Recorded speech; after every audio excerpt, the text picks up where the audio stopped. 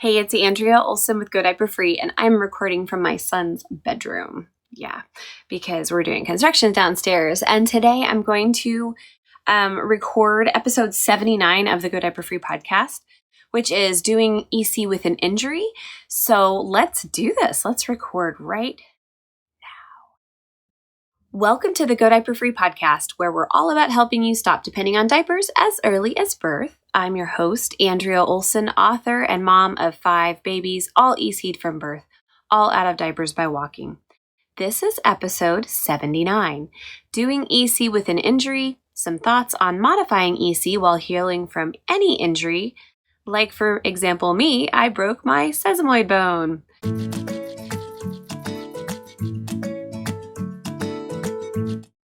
You can read the written version of today's show over at godiaperfree.com/79, where I'll also conveniently link to anything I mention in today's episode. Also over there, I will be replying to comments, so come on by when you're finished listening or reading. So doing elimination communication with an injury can be a daunting task. Taking your baby to the potty can feel overwhelming or impossible when you're hurting or you're healing or perhaps you're limited in your mobility somehow. So since I am currently healing from an injury, I wanted to talk about this today and offer some helpful tips to get you through your healing period without making your injury worse, and most importantly, without losing track of your EC practice with your baby, because when we're hurting and we're a little bit depressed about being hurt and we're trying to heal, EC can often go completely out the window. We don't want that to happen. So, quick story. I was a few months pregnant with Twyla and walking down the old and very hard wooden stairs in our farmhouse, which was built in 1890. I was carrying Branson, who was 18 months old at the time, and I missed a step.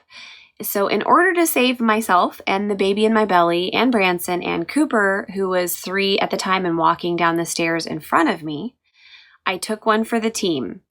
I landed as upright as possible and caught my entire body weight on the area around my big toe, and I heard a pop.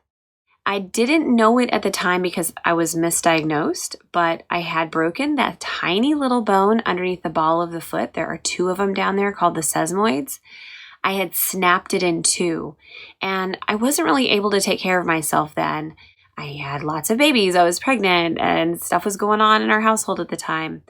So I didn't wear the boot, didn't do any kind of rehab, and I compensated for 19 months and basically didn't walk on it fully. I had all sorts of other pains come up during that time that I couldn't figure out why, and I didn't know I was compensating.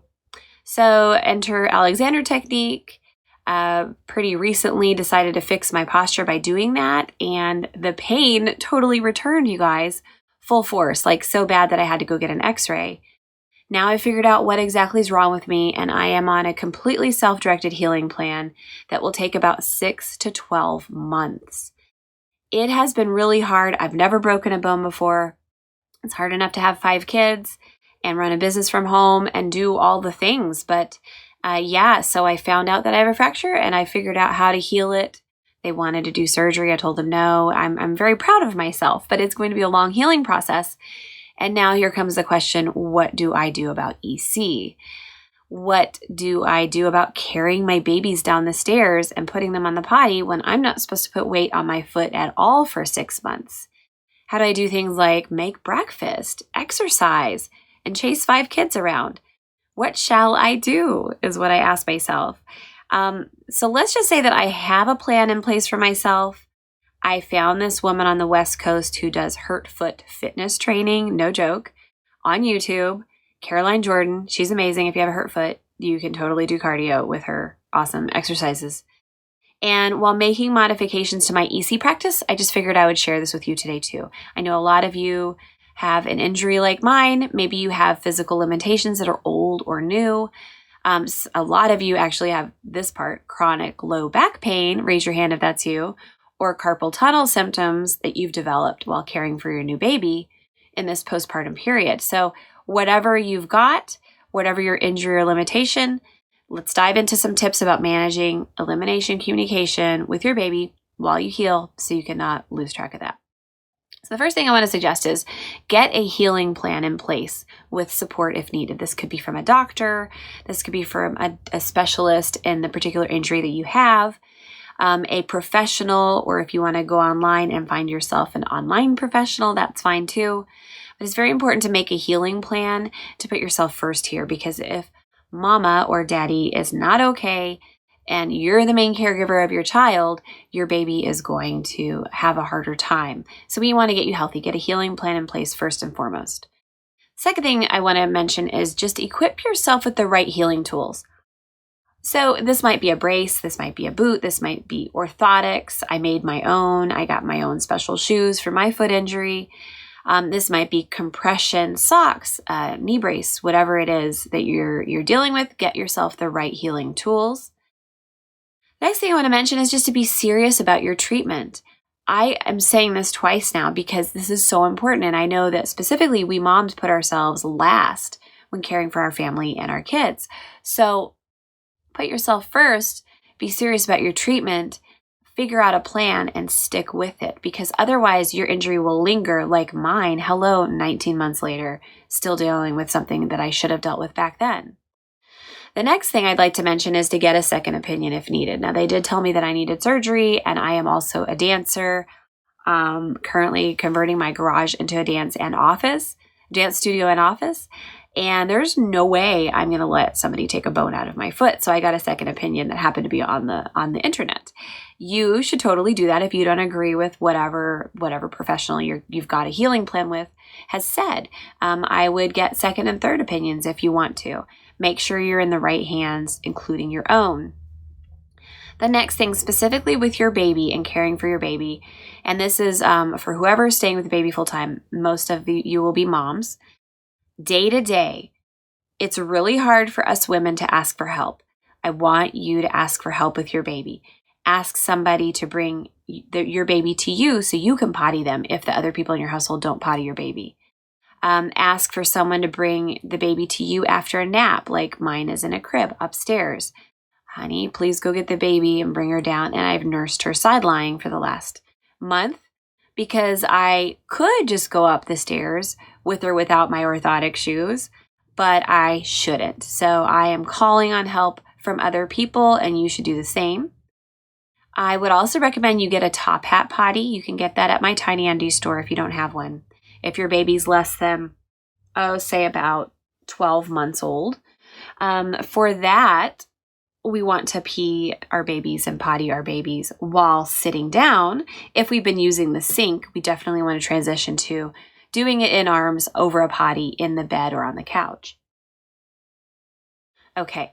The other thing we can do, especially if your baby's too big for a top hat potty, is to use a low stool to potty your baby on the big toilet. So you're not going to put your baby on the stool. You're going to put yourself and your bottom on the stool and sit down on it, sit up really straight, hold your baby in the EC hold in front of you over the big toilet, or if you're holding them on to the seat, you could do that as well. Instead of using a mini potty, if you can't get down and up off the ground very well right now, or if you have shoulder issues and you can't lift them very high. So if you have shoulder issues, you can't lift them very high, you want to use a top hat potty or a mini potty low to the ground. If you don't, if you're more so dealing with back issues or foot issues, use the big toilet and you sit yourself on a stool in front of it. It works wonders. Next thing I really want you to do is to take advantage of your healing time. If you're going to be on the outs for a while, use that as a wonderful opportunity to slow down life and do naked or modified observation time. If your baby's mobile, you're going to use something like tiny trainers, or which also can be found at tinyundies.com, because you can see immediately when they're wet, or you can do sumo style diapering just to see immediately when they're wet.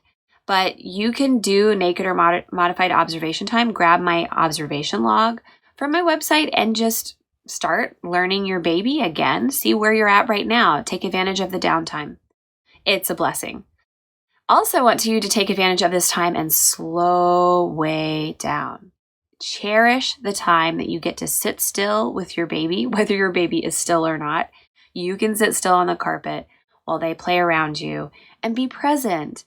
It is so wonderful. And actually leave your phone way far away on the counter and just sit there and be with your baby. This time when it just stopped me in my tracks to go, oh my gosh, I have a broken foot still. And I started to feel depressed. And then I realized, looking all around me, I have these amazing children and babies and everything, and just like sitting there or laying there and doing my stretches and my exercises at home and letting them crawl all over me has been quite a joy, just slow down. So I would recommend the same. It might increase your positivity and help with your mood a little bit. Because having any injury, you guys, is a grief process. It's definitely not easy to have your body not working the way you would like it to. Also, you might consider transitioning from in-arms holds to a mini potty or the big toilet like I talked about. So if holding your baby in arms is hurting or hard, then you have to transition. I have a podcast on moving from in-arms to the mini potty. Also, another podcast on mini potty to the big toilet. So check out the show notes today, godiaperfree.com/79, and I'll link to those other episodes. Then I also have using a backup during this healing time as something that you might want to modify. So if you're feeling stressed because you're just not catching as much because you're not mobile enough to take your baby all the time right now, then use a backup like a diaper or a cloth diaper or a disposable biodegradable diaper like the ones I get from Diaper diaper. Or if you've been using undies or just pants, use tiny trainers. That can help you reduce your stress and relax and really take care of yourself during this healing time. But I would not go, like if you've completely ditched the diapers, I would not go completely back to diapers. I would just use some kind of padding if you're having a lot more misses since you've been injured. The other thing I want to recommend is getting easier on and off clothing. So if you currently have any snappies at all in the whole range of everything, best to get long t-shirts and pull-up pants, as in like elastic-topped regular pants. The easier you can get the clothing off while sitting there or being limited in your mobility, the better. And the easier to get it back on, the better, right? Obviously. I also want to encourage you to keep a mini potty in the play area or the area where you chill with your baby while you're injured and healing. It's important to have a mini potty nearby, sometimes for babies, out of sight, out of mind, also for moms and dads, out of sight, out of mind. And if it's right there, it's going to be easier for you to use. Another thing, I just said this, but I'm going to say it again. I want you to stay positive. Caroline Jordan over on the YouTube channel does have some really great positivity talks that she gives, because you can get really down in the dumps, especially if you're a really active person and you're floored by an injury. It's important to stay in a good mindset for your baby as well. And then I want you to keep exercising or begin exercising. I know so many moms I've talked to recently who have not started exercising at all postpartum, and they're like 9-10 months into postpartum period. It is very, very important to start exercising, to keep our bodies active and energized, even with an injury. So doing things that you are capable of doing without hurting yourself more during an injury. Turns out with a hurt foot like mine, I can do a lot more things than I even thought. I just downloaded the floor bar technique from this German guy. Oh man, what's the guy's name? It's so cool if you're into floor bars. Stefan Dahl, Dalle. Floor bar for beginners. Stefan is Stephane. So yeah, I actually can do all of that, and it makes my whole body feel a lot better, and my foot's been feeling better. So I talked to a physical therapist first, just to sort of see, how should I be careful and what can I do? And she gave me a whole list of exercises I can do. Now it's up to me to actually do it. We talked about habits a few weeks ago, atomic habits, and all I have to do is set up my laptop, open up glow.com and get my foot-friendly, my foot injury-friendly yoga playlist up, or I can get my Stefan Dahl floor bar up. All I need to do to remind myself to do that is to open my laptop and sit on the ground. And that's the habit that I've been cultivating to get daily exercise. So if you haven't started exercising, my next point is to consider pelvic floor therapy. It's a good place to start to kind of see where you're at after having a baby. And after having 5, I finally went to a pelvic floor therapist at the physical therapist office nearby. And I've had low back issues for a really long time, especially when I'm pregnant and postpartum. And apparently pelvic floor strength and tone and health is directly related to low back issues, as are foot injuries. So it's all connected. If you're going to start exercising, a pelvic floor therapist could tell you what's safe, whether you have diastasis recti or not. So definitely consider that. The last thing I want to say is that after you have healed your injury, circle back around and really try to get your body back into balance. The number one thing I can recommend for this in my own experience is the Alexander technique. Google it, look it up, get a book on it. Try to find somebody locally who does lessons on it. It usually takes many, many lessons to really understand it. It's not really a technique as much as a way of life. Like, I'm learning to hold my head back further and to find my core in a way that takes the least effort. So Alexander technique is all about how can I have good posture with the least amount of effort possible and bring my body into balance and completely heal a lot of imbalances and injuries and the root cause of them by just getting your body back to its original balance. So you're basically cooperating with gravity. So Alexander technique, definitely check that out. That's the last thing I want to say about that. Now, I do want to say a few things about how to prevent an EC-related injury. So I want you to keep your wrist straight while doing anything with your baby, nursing, feeding, pottying during the first 3 months postpartum. It's very important to keep your wrist straight so that you don't develop. So if your wrist is crooked while you're holding your baby, you still have a lot of relaxin hormone in your body, and you are probably going to develop carpal tunnel symptoms. So what I want you to do is keep your wrist straight. Use a low stool at the big toilet if that helps, no matter where you are, to prevent an EC-related injury so you're not going to hurt your back. Check in with your own posture while pottying your baby in arms. I have a few things about that in the upcoming revision of my book. Also on my Instagram, I have some photos of me checking in with my posture, but basically you want to have shoulders back and down. You want to do a Kegel, pull the marble up with your labia and really pulling the whole core up and tightening. If you don't know how to tighten your transverse abdominals, it's a good thing to learn from a pelvic floor therapist. And as you do all of these things, you are rising up. So your rib cage is lifting up. And it's a really important thing to have your core engaged in a very comfortable manner while holding your baby in arms and pottying, especially if they are heavy. And then check in with your own posture while you're carrying baby. Is your head forward all the time because you're constantly on alert? Are you relaxed and your head is in a normal position? Are you slouching? Are you when you're nursing, are you like really looking down at your baby so much that your posture is suffering? That you can definitely prevent it. It's not that EC causes injuries, but it's your posturing with anything you do with your baby that can cause an injury, right? I also want you to make sure that you're using the correct baby carrier if you're using one. If a baby carrier hurts you, consider using a stroller.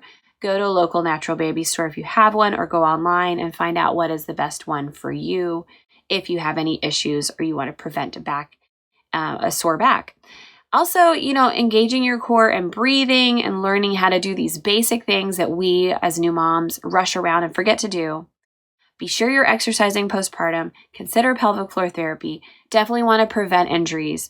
I haven't heard of anybody get an injury because of doing EC, but because of holding their baby in these new positions and not having their wrists straight or not having a stool underneath them to support them or just having a really weak pelvic floor has caused difficulties in doing EC with some heavier babies. So I know that this happens. I want you to prevent an injury if possible with just handling your baby at all. It's kind of silly to think of it just by holding your baby and walking around incorrectly that you could cause yourself an injury, but you can't. Okay, so let's not be paranoid about it, but let's definitely take care of ourselves, moms and dads and whoever's listening to this, everything in between.